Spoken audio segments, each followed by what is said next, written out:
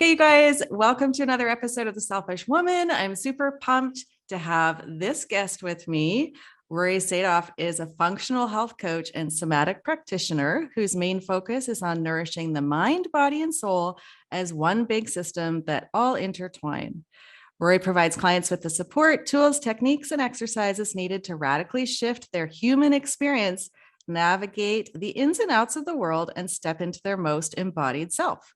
She works in a way that is geared towards long-term sustainable results, whether it's your health, nervous system, or emotional resiliency. Amazing. Welcome, Rory. Hi, I'm so happy to be here. I feel very honored. I'm so pumped that you're here, and especially because you're a client of mine, and that makes it all the more special. Yes, I love it. So let's just dive in. I have some questions. I'm super curious about some of the things you said in your bio. One of the things I loved is that you talked about the mind, body, soul being connected. Can you tell us like what that means? Like just help us understand that a bit more. Yeah, I'll just talk about my experience with knowing that that is the route for healing. I was a Division I athlete. I was an athlete growing up. I then quit the sport, developed an eating disorder, and I could do all of the physical things that I needed. I could work out, I could take the supplements, I could fast, whatever, you name it. But my eating disorder was really just my coping mechanism for a lot of the trauma that I experienced, and self-doubt, insecurities, fear of judgment of others. So it wasn't until I really took a look at all of my mental, my connection to the universe, what that meant for me, who I'm here to be, until I was really able to fully heal. So, I am a functional health coach, but so much of what I do is around the mindset, around so many things, whether it's trauma, the ability to know you can heal, you name it. But when we leave a part out, we don't really fully heal. It's like the mind, body, spirit, all interconnected. And really, you need to tap into every single one to fully reach your potential, in my opinion. And soul is such an interesting word. How would you define that? Everyone sort of has their own idea. I'm curious how you define it for yourself. Oh, that's a good question that I don't know that I've gotten before. I feel like soul and intuition to me really connect to each other. I truly believe that there's so much noise in the world, and everybody knows there's just kind of bullshit in the way. I think I can curse. You curse a lot, right? Oh yeah. Okay. Have at her. I totally think I can curse.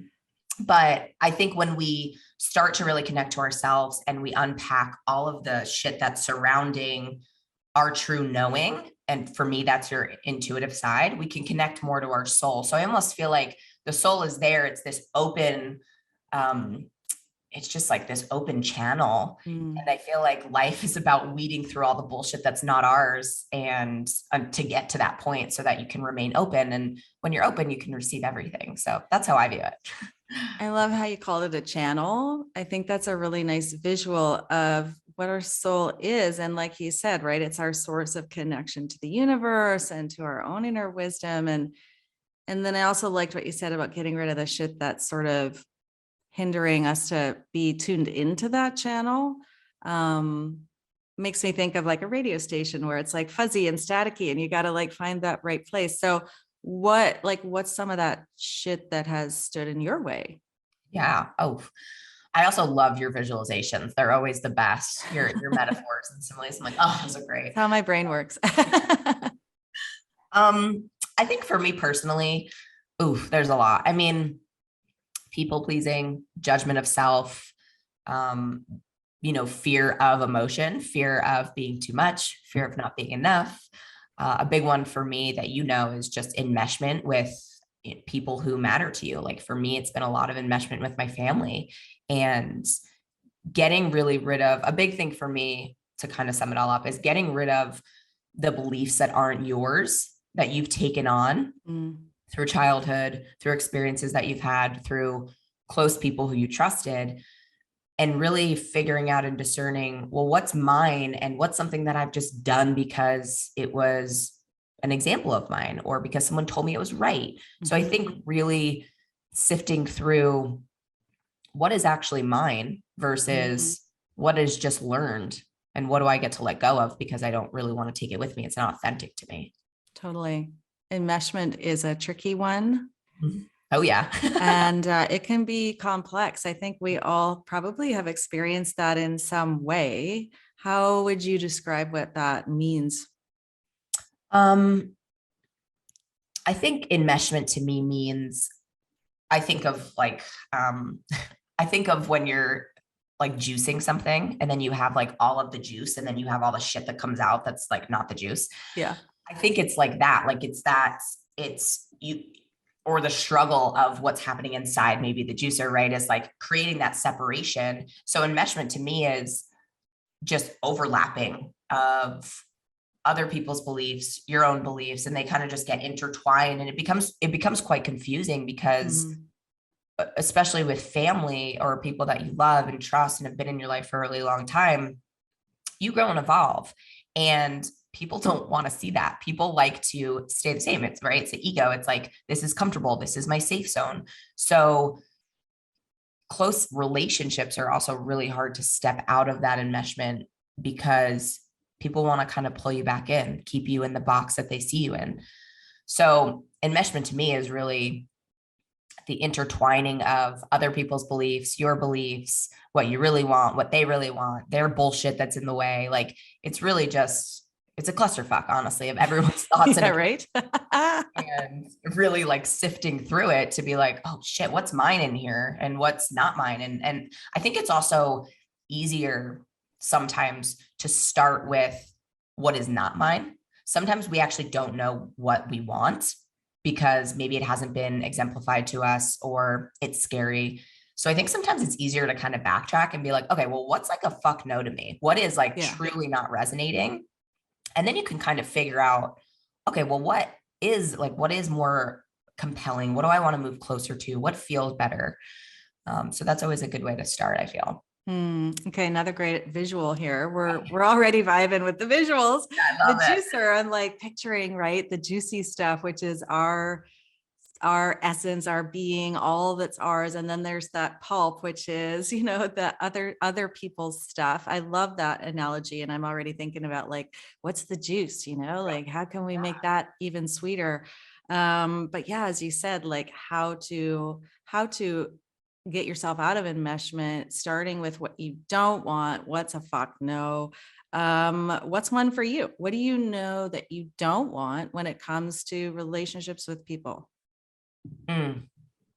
Well, you know this all too well, but I just went through a breakup that's been, breakup is grief, and we maybe won't go down that whole path right now. But I think somebody who can't communicate their needs is definitely something that I really has, and again, I've worked on it so deeply within myself to be like, this is what I want, this is what I need, this is what works for me. Right. So when I see people self-sacrifice or not be able to stand up for what they need and want in that moment, that's a big fuck no for me, because I think it represents just self-trust and self-worth of like, right, I can speak on what I want and I can ask for it because I deserve it. Yeah. Yeah. And identifying what you don't want, obviously it sounds like helps you to identify what you do want, open communication or healthy communication. For sure. Yeah. Love it. So you said in your bio, another thing that I really liked is that you help people shift their human experience. Can you give us an example of what that looks like? Yeah. So I don't know if you've seen this visual, but there's like basically a spiral, and up where it's more open, and like, again, that soul, that openness, that fluidity is all of the wonderful things that we get to feel, right? It's happiness, it's joy, it's contentment, it's pleasure. And once we get down, it becomes a little bit darker, and there's more fear and victimhood and scarcity. And again, I'm a big proponent of my work is starting with your inner child, because it's so connected to who we are, right? Like there's so much that's happening between the ages of 0 to 7 that maybe you don't even have explicit memories of. But again, you're just following what's made for you. So a lot of my work is stepping out of those things, because we can fucking have it all. And when we're kept in a box, it can be really scary to step out of that box and know that everything's available to you. So I think the human experience is all about feeling it all and feeling the variety and the spectrum of emotions and the ups and the downs. And a big part of helping people do that is creating safety within their bodies to feel it all. So a lot of it is emotional, in my opinion, because emotions have been, shamed or judged or not allowed. So I think first step is really bringing awareness and permission to feel it all. And then once we have awareness and permission, we can start to integrate it into our everyday life. And then we can really start to embody it. And, those are all different levels in my eyes. So once we get to that higher level, we're open. We can receive more because we're open and we've cleared the stuff that we no longer want. So shifting your human experience is knowing that this world is full of beauty and opportunities and choices and abundance. Of course, there's the negative bad shit, right? But if that's what we focus on, that's what more of what we're going to get. So kind of clearing those belief systems so that people can fully experience what life has to offer. Yeah, 100% agree. It makes so much sense the way you describe it, of like, again, going back to that channel and clearing that out so we have a clear connection to self and source. But I loved how you put it in the emotional, landscape and different ways of shifting. And it sounds like it's shifting the human experience to more of the ideal, more of what we want and less of what we don't want. And that's not toxic positivity. It's actually clearing out the lower level emotions or the pain or the trauma so you can more easily connect to those higher level emotions. That's what I hear in what you're saying. Oh, absolutely. And I love that you touched on toxic positivity because it's just that, right? Like it's hard to see that you can't step into the light if you haven't gone into the depths of your shadows. And yeah, I love that. It's shitty. It's painful. It's not, it's not a good time, but do I recommend it? 1,000%. Right. Yeah. It's necessary. And instead of avoiding and distracting and hoping it just goes away, we got to go in there and reckon with it. Right. Yeah. And think about like the toxic positivity. Okay, you're at this certain level, but if you go and you meet the depths, it's like, shit, how much higher can you go? How much more open can you be? How much more actual positivity can you create when you honored and de-shame and demystified the shadow, really? Toxic positivity is like a fairly new buzzword, I'd say, in the last few years, right? Do you see that a lot online? I know I do, but I don't know. What is that for people who don't know what that means? Yeah. Toxic positivity is kind of like what we just said.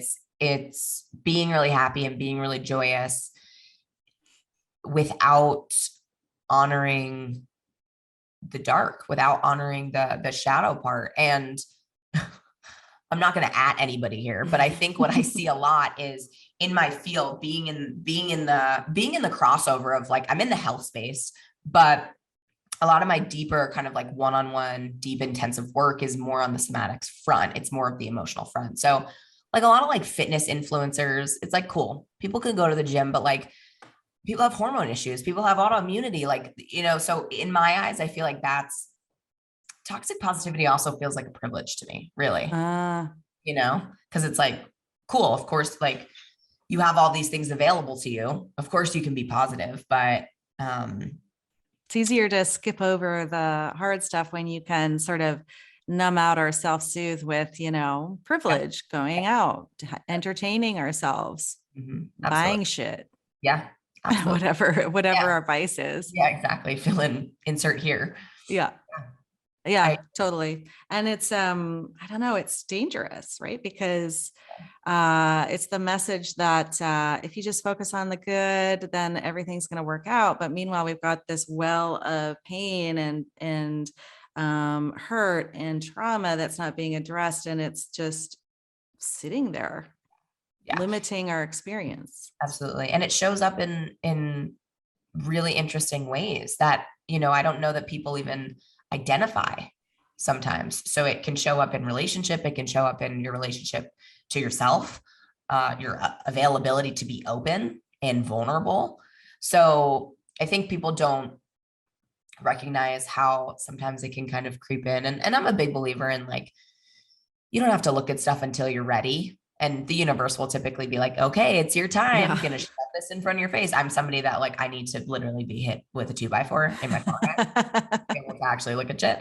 But I think that's really part of it. And going back to like, how can you lean into that? How can you allow that in? And you talk about this all the time, and it's epic and it's beautiful. And we talked about it yesterday in our session, but trust is a muscle, right? So if you haven't flexed that muscle, if you haven't taken chances and done even small things to show you and show your body that you can trust it, and that you're all connected and that you can listen to your intuition and things like that, you can't really expect to take bigger chances and trust that it'll work out, or trust that you'll see the other side of it if you haven't flexed that trust muscle, in my opinion. Totally. It's a muscle. Got to build it. As you're talking, I'm thinking about, I know you've done amazing retreats with women, and some of the stuff that I know about the epic shifts for these women as they're working with you is really profound. And it makes me think about some of what we're talking about. Can you share, like, I don't know, an experience or a story of one way that somebody experienced a big shift? Yeah, I love that. Ooh, let's think. Yeah. So I'm based in Utah. So some of my clientele are ex-Mormons. So religious shame is something that I work a lot around. And it's a very interesting culture, where, in my opinion, and I'll just be transparent, religious already, I have my qualms with religion, period. But Mormonism is really interesting because it's this inclusivity, but the minute you kind of leave, it's like you're ostracized, you're like, bye. Yeah. So I see a lot of that within families. It really rips families apart. So I had a client that I've worked with for years, and she came to one of my retreats, and I did this anger exercise, and I put on like, Blink 182 and just like some hard like rap. And I got everyone a bat and some pillows, and we just had like a rage fest. And it's really interesting because a big part of my work is coming home to the body,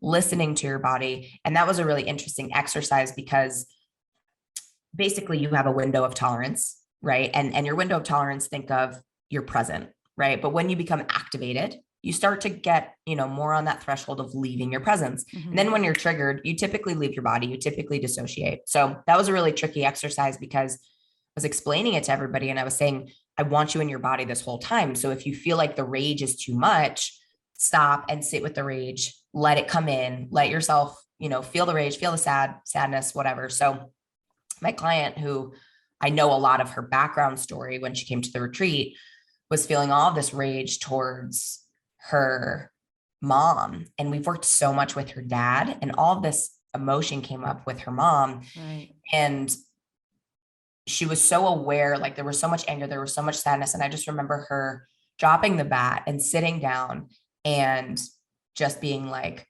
holy shit, I've had this huge breakthrough, this huge heart opening where I need to create separation. She is a family of 5, and she's stayed in touch because of her kids, because of all this stuff and this vision of like, my kids need their grandparents.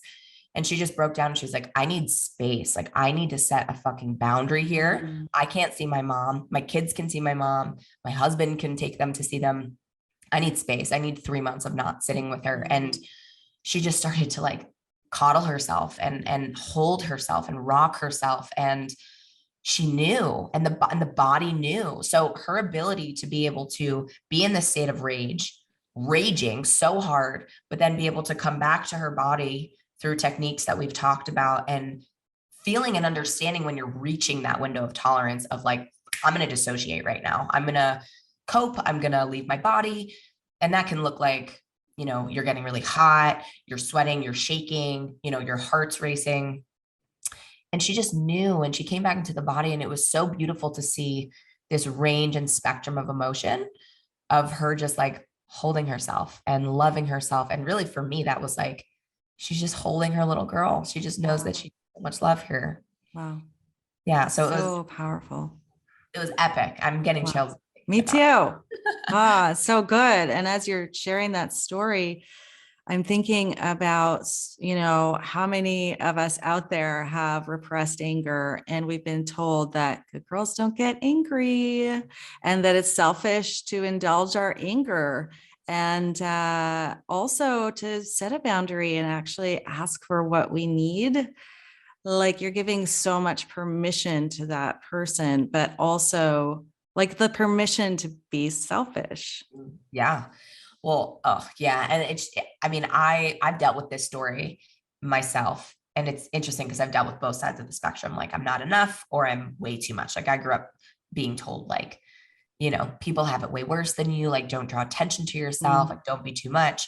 So to create a space for people to just be like, fucking let it out. Like, and like you said, women aren't as familiar with anger, I feel, because it's really, it's a culture thing, right? Like, men are angry, but they don't get sad. Women get sad and they're weak and blah, blah, blah, right? Whatever the dialogue looks like.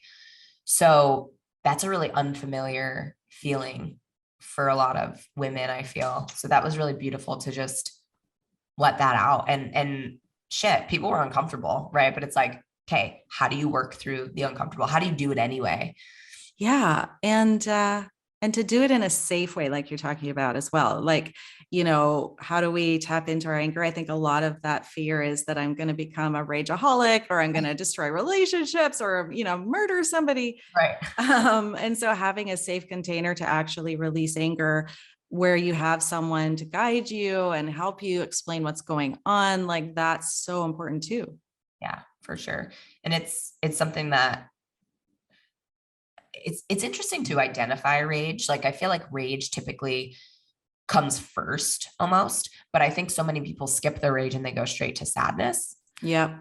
And I think rage is like really sitting on the top, and I think to be able to fully feel that rage, you get to kind of like go down the spectrum in this like controlled manner. But I mean, it feels good. Like, I scream into a fucking pillow all the time. It's epic. I'm like, wow. Whew. It's like It's powerful. Yeah. There's so much energy there. Mhm. And if we repress it, all that energy is just getting stuck in our body. Exactly. I know I worked with a somatic therapist for a while, and it was all in my jaw. Like, clenching the jaw. She was like, that's where a lot of that anger is stored. I'm like, okay, let me let it in there. Yeah. It's the body really is so wise. So wise. And it's just, it's incredible to be a woman. And it's also quite challenging because of the societal pressures that women have around how they look, or again, like, don't be too much, or don't be, you have to look this way, or blah, blah, blah. So the body is a really interesting thing for a lot of people because we see it almost separate, but it's not. It's completely a part of us. We're all, it's all connected. But it's really beautiful just to kind of work with the body a little bit more. Totally. And as you said, it's all connected. And as you work with different parts, it becomes more holistic. And I love that story. I really think that's going to resonate with a lot of women because whether we like to admit it or not, a lot of us are angry. Yeah. As we should be, As we should be. Yeah. And I love, I quote Glennon Doyle all the time, but it's just because it's so good. And she says, like, if you're angry, it doesn't mean there's something wrong with you. It means there's something wrong. Mm-hmm. Period. And like, how amazing is that perspective shift? Yeah. Yeah. Oh, and that's such a good point. Like, I think, I'm talking about fear, I'm talking sadness underneath that, but I think judgment is what sits on the top. Like, there's so much judgment around feelings, like people apologizing when they're crying. I'm like, do not apologize to me. Like, this is beautiful that you get to release this. And I think so judgment can really get in the way of full expression of feelings, and judgment of ourselves. I think judgment of ourselves, judgment of how we're being perceived. Maybe we feel weak. Maybe people are perceiving us as weak or irrational or too emotional. But yeah, I think we're stepping into more of a space that is allowing more of that, allowing more range of emotion. But once we can say, this is me, and it kind of comes back to trust of like, trust this feeling. It's there. It's okay. I'm giving it permission. We can actually feel the feeling, but the judgment and the shame that's sitting on top of it, we don't have to worry about. We can just get to the core of the actual emotion that's there, that's meant to be felt. Can we all stop saying sorry for having feelings? Yeah, seriously. Oh my gosh, I know. Again, like, let's just stop. Right. Okay, so I'm curious to know, how does being selfish support us, all of us, becoming our most embodied self? Like, why is putting ourselves first important?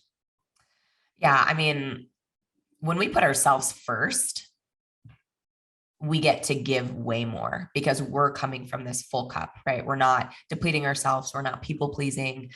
Selfish is not a fucking bad word, right? It's self-care. Mhm. It's when I show up for Rory, everybody benefits that. Myself, my clients, my close relationships, my friends, anybody I see on the street, right? So it's like when we show up for ourselves and we're selfish and we take care of what's going on inside, we really make the world a better place.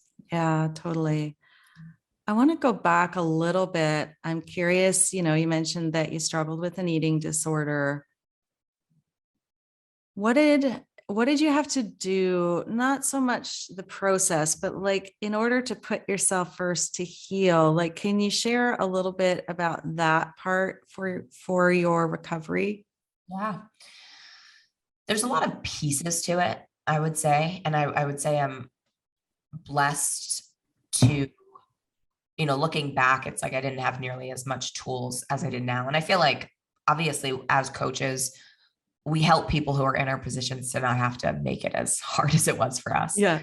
But even though I know you said not to talk about process, but I really looked at the body for a long time. So I had an eating disorder and was kind of in denial that I had an eating disorder, but things were happening with my body. I had horrible gut issues. I had crippling anxiety, and I like lost my cycle. So I healed all the symptoms really. And then I was introduced to somebody who was a really dear, intense friend. We're actually not friends anymore, but she was I've never been exposed to somebody that was just like, she is here for a reason. She is not here for long. She has her, there's stuff in there for her too, but she is here to mirror you. And she's actually a coach herself, but she really created this path of looking at the body and looking at trauma and self-examining and being selfish. So she came into my life at just a really interesting time. We just kind of crossed paths.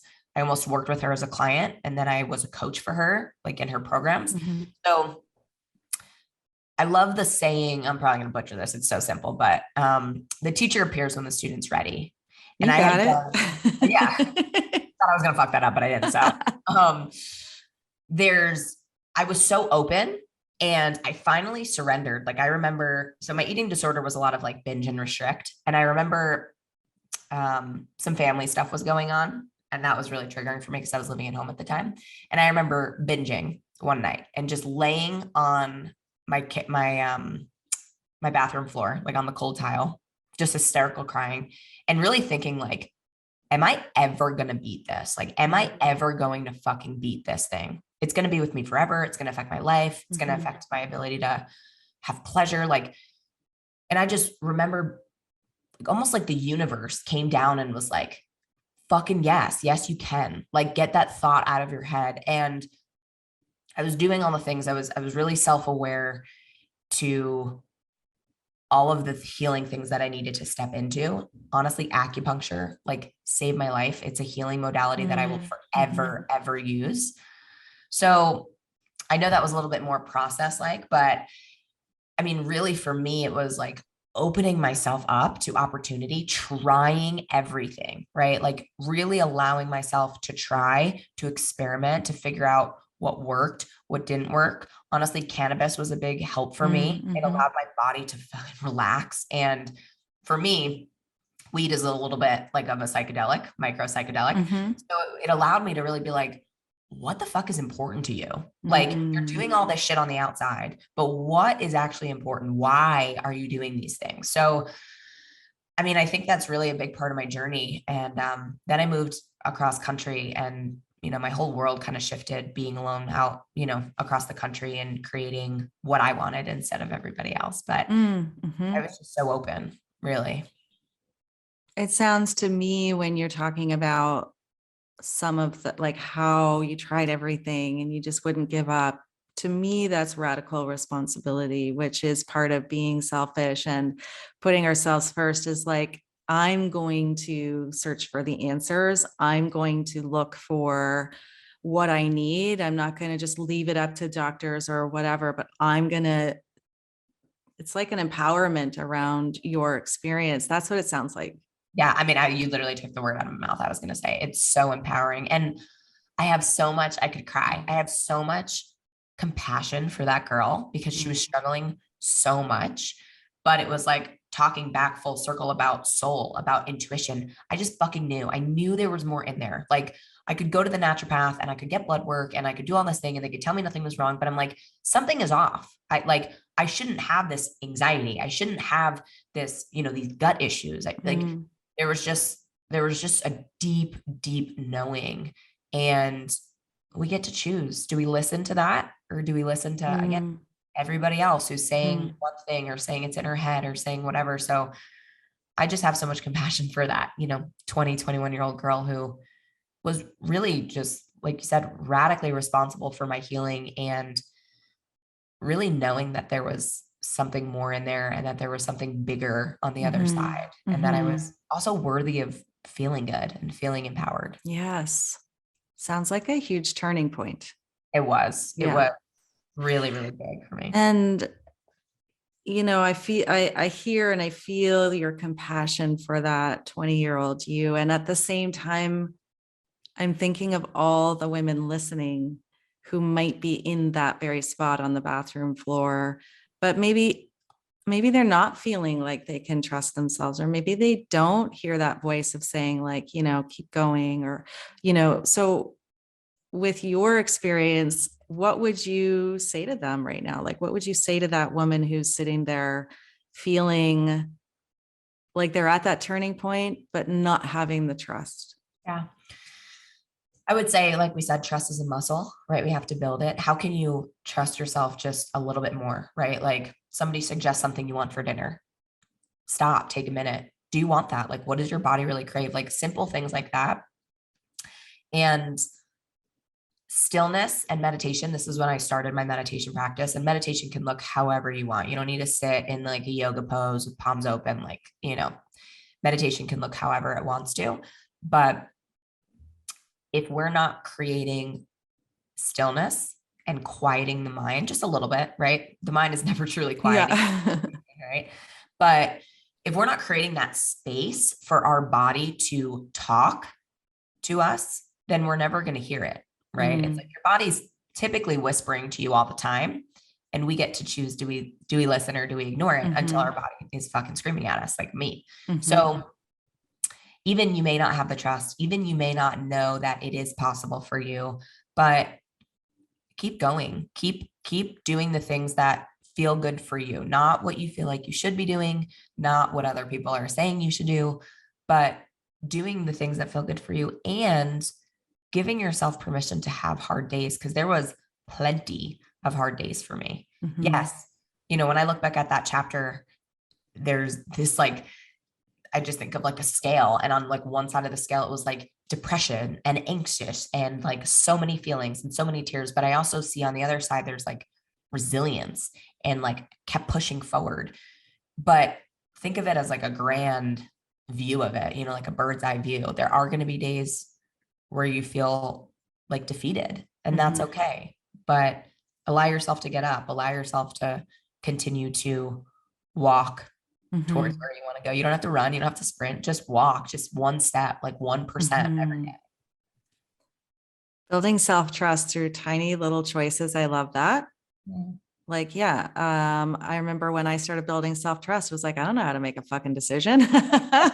And so it started with those small ones of like, what do I want to eat today? Right. What do I want to do today? What does my body want? Like just little questions I could ask myself. That sounds like what you're talking about, and such good wisdom for people who are struggling with knowing how to get out of that place.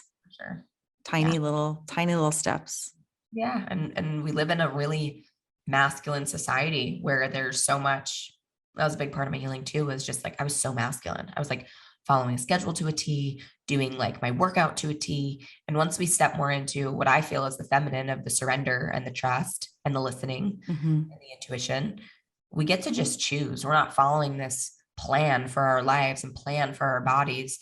We get to choose. And that can be uncomfortable if we feel like we don't know how. Totally. Yeah. So bringing it back to today, Yeah. what's your human experience now? Like, how do you feel? What's your relationship with self-trust? Like, what's going on for you now? Yeah. Beautiful question because of everything that's going on in my life right now, personally, as you know, but just going through a breakup is really a beautiful experience because it was really an uncoupling. It was a very conscious decision on both ends that we are not thriving. We both deserve to thrive and we need some time apart to be able to do that. So to be able to hold space for all of my feelings right now, one side, it's excitement. It's, I'm very independent. I love independence. So doing whatever the fuck I want, whenever the fuck I want, love it. Excited for that. Excited for new opportunities and dating myself. But I'm also grieving. I'm also sad. There's a fear of like, there's fear, there's panic, there's, there's grief there. So really creating a container for me to just let it all be there instead of wanting to just feel the good stuff, wanting to like dissipate the energy and move it through my body. It's cliche, but it's really like, how can you just be comfortable with being uncomfortable? And it's something that I have not really experienced in a while, of like a deep, deep heartbreak. And even though it's like the logic is there, the emotions get to be there and not trying to push them out because they are uncomfortable. So my human experience right now is just so much of feeling very clear so that all of these emotions can be present and giving myself permission to tune into any of those emotions at any time and fully feel them and fully respect them and honor them. And there's also a deep fucking trust that I'm going to get to the other side. Totally. Yeah. I mean, that's so beautiful because I think it would have been easy to say, I'm doing great, Yeah. Here's all and you are, but you know what I mean? It would have been easy to slide into that toxic positivity and be like, I'm amazing. Everything's great. But I'm watching you, and what I know of you is that you have so much courage, and I've watched you show up for yourself with so much bravery and honesty, and you're showing up here with that, which is amazing because this is what we all need to hear. We all need to hear and remind ourselves that we can be both. We can be excited, motivated, purpose-driven, happy, and grieving, struggling, in pain, and it's okay because it's real, and you're not denying any of your experience, and you're sharing it with us. And we so need more women to be willing to speak the real truth about how we're doing. So I just want to thank you for that, because that's so much of what we need, what the world needs. Like, amazing. And you didn't ask me to do this, but like, you've been so helpful because we are both like Leo fire energy. Yeah. So helpful of just letting that really be there and giving me full fucking permission to just feel it all and just be present with whatever there is going on.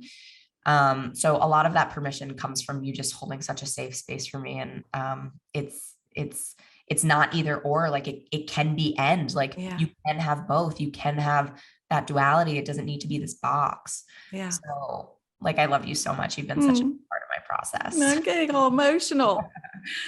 Same. I've been emotional. Thank you. I love you too. I adore you. Yeah. Okay, let's switch gears. I've got some rapid fire questions for you. Ooh. You ready? Yeah, I think. If you could go back in time and okay, so this one I want to go, actually, I was going to say your little girl self, but if you could go back in time to your 20-year-old self that you mentioned and tell her one thing, what would you say? Hmm. I would probably just say like, I'm so proud of you and keep going, because she was going hard. So yeah, Yeah. I'm proud of you. Keep Keep going. going. You're doing great. If you could have dinner with three people, alive or dead, who would you pick and Wow. why? Wow. That's hard. I'm terrible with this. I'm like, favorite movie. I'm like, I have no idea. Okay. Whew. I'd probably say Glennon Doyle. Yes. Yes. Um, Barack Obama Mm. and hmm, Nicki Minaj. That would be amazing. I would Just just pick be her like brain. sitting there with my popcorn watching the Exactly. Like, show, I'm just more curious for that one. I don't need to learn anything from you. I'm just right? That would be awesome. All right, easier question maybe. What would the meal be? oof. Probably sushi. I'm a good sushi fan, get some good ass high quality fish. Right? Yeah. Yeah, some good old sushi. If you had to get a tattoo right now, what would you get? Um, Probably a word. I've been into words lately. I have a tattoo that I want to kind of create like a graph around. It says curious, and I would Mm. probably get the word trust on me. Mm, Yeah. yeah, good Yeah. words. Okay. How are you being selfish these days? Not following a schedule for me. Like Mm, I have certain things that are on the schedule. Obviously, I like need to show up, but on my weekends, like I have things that I would like to get done, but I'm just like asking myself, like I slept till 10 today. I was like, fuck yeah, you're sleeping till 10 today. right. So um just really doing whatever I want and not giving myself, grief or judgment or having an expectation of how it should look. Hell yeah. Yeah. Do whatever you want. Yeah, Let's all just do whatever we want. exactly. Last one is where can we find you? What are the ways to work with you? How can we get into your world? Yeah. So, couple opportunities to work with me. I do my Feel Heal Reveal course, which is a 4-month intensive one-on-one course. Um, it's online, and then we have one-on-one coaching calls. And then if you're more for the functional health side of things, I work through a company called Nutrition Dynamic, which is amazing functional medicine practitioners, and I'm one of them. So those you can just DM me. It's all my link in my Instagram, which is at Rory_Cassandra. And then if you want to know more about my work and client testimonials and things like that, my website is rcscoach.com. Awesome. And we can put some links in the show notes for everybody. This has been so good. I didn't know where this was going to go, and I feel like it just unfolded so beautifully. And thank you so much for being here. It's been really fun, emotional, powerful, all the things. So thank you so much, Rory. Thank you so much. You're amazing. All right. We'll talk to you soon. Take care. Bye.